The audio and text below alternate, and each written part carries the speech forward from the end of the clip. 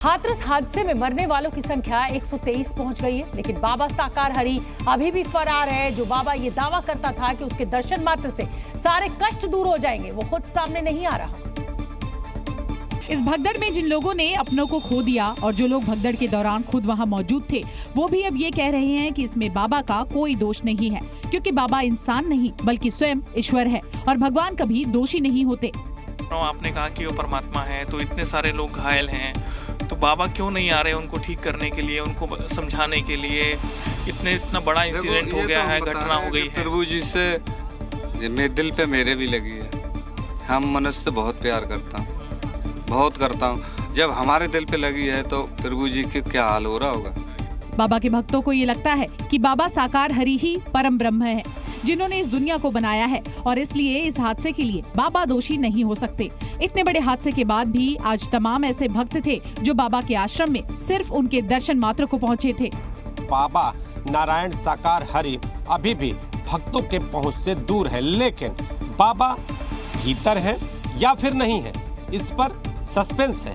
भक्त दरवाजे पर यहाँ पर हाजिरी लगा रहे हैं, माथा टेक रहे हैं और ये उम्मीद कर रहे हैं कि उनके जो हरि हैं उन्हें दर्शन देंगे और आज वो बाहर आएंगे। इस हादसे के बाद लोगों को एक बात समझनी चाहिए कि ये ना तो धर्म है और ना ही किसी का इस धर्म का कोई चमत्कार है। ये सिर्फ और सिर्फ अंधविश्वास है और अंधविश्वास का कोई धर्म नहीं होता। जैसे जैसे जांच आगे बढ़ रही है, बाबा के कई और काले कारनामे सामने आ रहे हैं। और हाथरस में हुए हादसे के बाद बाबा साकार हरि का दूसरा चेहरा भी उजागर हुआ है। बाबा की कई ऐसी तस्वीरें सामने आई हैं, जिसमें बाबा महिलाओं से घिरा नजर आ रहा है।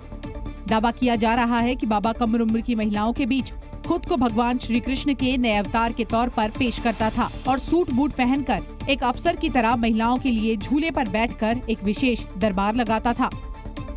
आरोप तो यहाँ तक लगाए जा रहे हैं कि बाबा आश्रम में महिलाओं को रखने का शौकीन है और वो कलयुग में खुद को भगवान कृष्ण का अवतार बताकर महिलाओं को आकर्षित करता था।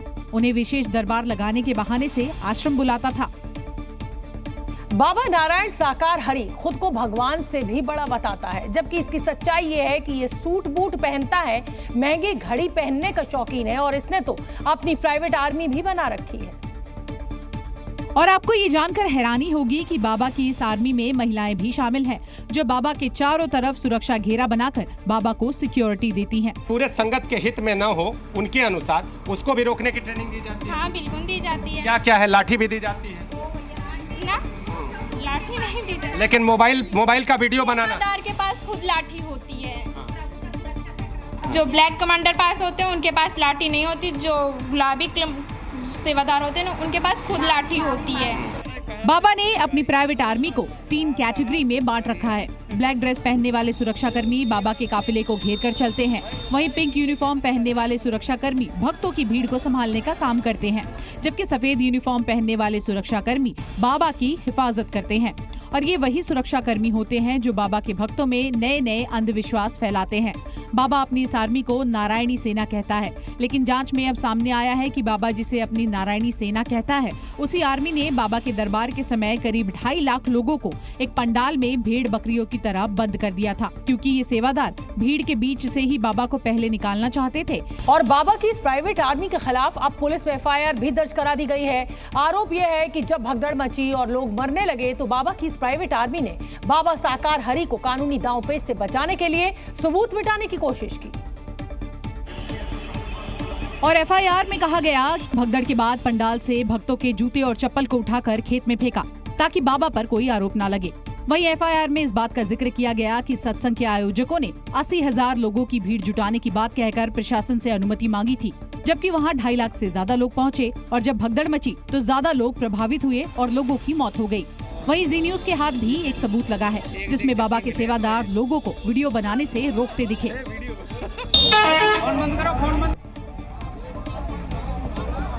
दरअसल लोगों को वीडियो बनाने से इसलिए रोका जा रहा था ताकि प्रशासन को ये बात पता न चल सके कि सत्संग में 80,000 लोग नहीं बल्कि 2.5 लाख लोग जुटे थे। वहीं सत्संग का वीडियो भी सामने आया, जिसमें साफ तौर पर लाखों लोगों की भीड़ दिखाई दे रही है और वीडियो में पूरा पंडाल खचाखच लोगों से भरा नजर आ रहा है। और चलिए अब आपको बाबा के अंधविश्वास के चश्मों के बारे में बताते हैं, जिससे वो भक्तों के हर कष्ट दूर करने का दावा किया करता था। जी हाँ, सूरजपाल हर मंगलवार को रंगीन चश्मा पहनता था और अपनी दिव्य दृष्टि से भक्तों के इलाज का दावा करता था। सूरजपाल के हर रंग के चश्मे की अलग अलग कहानी है। नीले रंग के चश्मे से बीमारी ठीक करने का दावा करता था, तो हरे चश्मे से भक्तों के भूत प्रेत भगाने का दावा करता था। भूरे और काले चश्मे से जिन भक्तों के जीवन में शांति नहीं है, उन्हें बाबा शांति प्रदान करता था। भक्तों को विश्वास था कि चश्मा उतारते ही उन पर बाबा की दिव्य दृष्टि पड़ेगी, जिससे उनके कष्ट दूर हो जाएंगे। जबकि यही बाबा आम दिनों में नजर का चश्मा लगाता था। वहीं हाथरस की इस घटना पर एक बड़ा खुलासा भी हुआ है। बताया जा रहा है कि सत्संग शुरू होने से पहले बाबा की प्राइवेट आर्मी और पुलिस के बीच बहस हुई थी।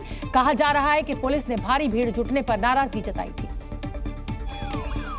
और सत्संग शुरू होने से पहले ही पुलिस ने बाबा के पंडाल तक आने जाने वाले रूट को ब्लॉक कर दिया था। लेकिन वहां मौजूद बाबा के ब्लैक कमांडो पुलिस वालों को पीछे करके खुद ड्यूटी में लग गए थे।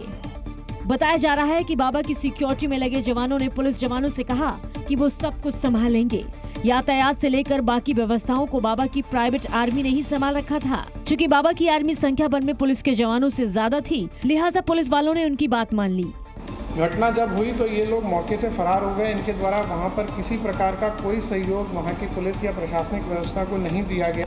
बताया जा रहा है कि घटना के दौरान भी सेवादार आगे ही खड़े थे और जब भक्त बाबा के पैरों की धूल को लेने के लिए बढ़े, भी सेवादारों ने उन्हें नहीं रोका, जिसके बाद वहाँ भगदड़ मच गई और सैकड़ों महिलाएं, बच्चे, पुरुष पैरों के तले दब कर रह गए। जो आयोजक हैं, जिनकी गलतियां हैं, उनको भी दंडित किया जाएगा। जो पुलिसकर्मी या प्रशासनिक कर्मी किसी की लापरवाही है, उनके खिलाफ भी एक्शन निश्चित रूप से लिया जाएगा। उन्होंने बताया कि सेवादार ट्रेन नहीं थे, इसलिए जैसे ही भगदड़ मचनी शुरू हुई, वो हालात को फिर संभाल नहीं सके। जिस वक्त वहां पर पुलिसकर्मी व्यवस्था को संभालने का प्रयास कर रहे थे, उस समय बाबा के सेवादारों ने पुलिसकर्मियों से झड़प की। वो की मौत के लिए जो लोग भी जिम्मेदार हैं, फिलहाल उनकी तलाश की जा रही है। दोषियों के खिलाफ कार्रवाई के लिए SIT का गठन किया गया है। वहीं मुआवजे के तौर पर मृतक के परिवार वालों को 2-2 लाख रुपए दिए गए हैं। बाबा हरिनारायण साकार कासगंज के बहादुर नगर का रहने वाला है। पूरी दुनिया को अपने चमत्कार से वश में करने वाले इस बाबा का जादू उसके आसपास के गांव वालों पर नहीं चला। जी मीडिया की टीम ने हरिनारायण साकार के गांव के आसपास के इलाकों का रियलिटी चेक किया। हमें नहीं फायदा हुआ। हमें तो जब बीमार दवा लाता है, दवा सही होते हैं, हमें इससे सही नहीं होते। लोगों ने बताया कि बाबा के एजेंट आते थे और उसका प्रचार करते थे। शुरू में एजेंट आते थे, बताते थे कि हमें इससे सही हो गए। अच्छा। पानी पीने से सही हो गए। हमारे पथरी थी, पथरी भी सही हो गई। कैंसर था, कैंसर भी सही हो गया। अच्छा। मगर हमारे लिए तो कुछ ऐसा हुआ नहीं। लोगों ने बाबा की उंगली में चक्र दिखाने की बात को भी झूठा बताया। अरे साहब, जब 2010 के आसपास सत्संग भारी होता तब गए थे, 2 घंटे पेड़ पे बैठे रहे, वहाँ हमें कुछ दिखाई नहीं दिया। वे कह रहे ऐसे उंगली करी, वहाँ हमें कुछ दिखाई नहीं दिया, तो हम क्या करते। बाबा हरिनारायण साकार को लेकर रोज रोज नए खुलासे हो रहे हैं। नए खुलासे के मुताबिक बाबा के आश्रमों से पिछले 1 साल में कई लोग लापता हुए, जिनका अब तक पता नहीं चल पाया। सूत्रों के मुताबिक पिछले 1 साल में आधा दर्जन से ज्यादा लोग गायब हो चुके हैं। इसी कड़ी में आश्रम से 21 मई को लापता हुए बाबा के भक्त बुजुर्ग महावीर की कोई जानकारी नहीं मिल पाई। उनका बेटा पिछले 1 महीने से उन्हें ढूंढने के लिए आश्रम के चक्कर काट रहा है। मम्मी पापा 2 जन आए थे, यहाँ से गायब हो गए वो। मम्मी भी नहीं? मम्मी तो घर पहुँच गई। मम्मी ढूंढती नहीं, रात भर मिले नहीं वो। मगर यहाँ जो कार्यकर्ता से बोला ढूंढ दो, वो बोले यहाँ पर कोई मरे हो खोने का ऐलान नहीं होता है। हालांकि बाबा के सेवादार ऐसे आरोपों से इनकार कर रहे हैं। प्रवासी स्थल से कहाँ खोए? यहाँ तो खोए हुए और मिल रहे हैं। यहाँ खोए हुए मिलते हैं, यहाँ कोई खोता नहीं है भैया। कासगंज में बाबा साकार के आश्रम के बाहर लगे अंधविश्वास के हैंडपंप पर हथौड़ा चलना अब शुरू हो गया है। कासगंज में साकार के आश्रम के बाहर लगे हैंडपंप को हटाया जा रहा है। दरअसल बाबा के सेवादारों ने पानी से इलाज का झूठ फैलाया था।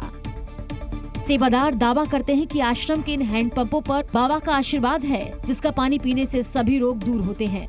लेकिन हादसे के बाद अब बाबा का पाखंड चूर चूर हो गया और हैंडपंप हटा दिए गए। इस बारे में जब सेवादार से सवाल पूछा तो वो भड़क गए। पहले से आप लोगों ने कल से परेशान कर रखा है। क्या परेशान किया? परेशान ये किया है कि जो यहाँ नहीं है वो सवाल करते हैं आप उनसे। वहीं दूसरी ओर हादसे में मारे गए सभी लोगों की पहचान हो गई है और शवों को उनके परिजनों को सौंप दिया गया है।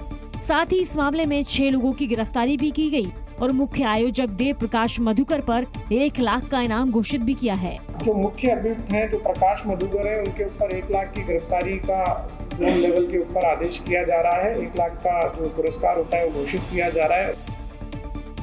हाथरस में सत्संग के बाद हुई भगदड़ में 120 से ज्यादा लोगों की जान गई और इस सब मामले में बड़ा जो खुलासा हुआ है उसमें बताया गया कि सत्संग स्थल पर बनाई गई एक रंगोली लोगों के लिए जानलेवा साबित हुई। क्योंकि दावा है कि रंगोली के बुरादे को लेने के लिए लोगों की भीड़ टूट पड़ी, जिसके बाद हालात बेकाबू हो गए और इतनी बड़ी तादाद में लोगों को अपनी जान गंवानी पड़ी। बताया गया कि सत्संग स्थल पर एक बड़ी रंगोली तैयार की गई थी। दावा है कि करीब 2.25 टन बुरादे से 200 मीटर लंबी रंगोली तैयार की गई थी। सत्संग के बाद से इस रंगोली पर से ही सूरजपाल उर्फ नारायण सरकार हरि उर्फ भोले बाबा को गुजर कर जाना था। जैसे ही बाबा इस रंगोली पर गुजरे, भक्तों का हुजूम उस रंगोली पर टूट पड़ा। परंपरा के मुताबिक बाबा के भक्तों ने उस रंगोली को आशीर्वाद मानकर उसके बुरादे को अपने साथ ले जाने की कोशिश की। हाथरस में सत्संग के दौरान मची भगदड़ मामले में पुलिस एक्शन मोड में नजर आ रही है। नारायण साकार हरि की तलाश में पुलिस ने बाबा के कई आश्रमों में आज दबिश डाली। और इसी कड़ी में पुलिस मध्य प्रदेश के ग्वालियर स्थित आश्रम भी पहुंची और वहां छानबीन की। पुलिस ने आश्रम में सभी कमरों की तलाशी ली, हालांकि बाबा वहां नहीं मिला। इस दौरान वहां मौजूद सेवादारों से पुलिस ने पूछताछ की, जिसमें कई अहम जानकारियां सामने आई। वो 10 मई 2024 तक यहाँ रहे। 10 मई 2024 को उनकी बिल्डिंग रामोतर कुशवाहा जी की बिल्डिंग रामोतर कुशवाहा जी को सुपुर्द करके वो यहाँ से मैनपुरी चले गए। सिर्फ ग्वालियर ही नहीं बल्कि पुलिस ने मैनपुरी, हाथरस, कानपुर समेत कई ठिकानों पर नारायण सरकार हरि की तलाश में छापेमारी की, लेकिन अब तक बाबा की कोई जानकारी नहीं मिली, जिसके बाद इन आश्रमों के बाहर पुलिस वालों को तैनात कर दिया गया।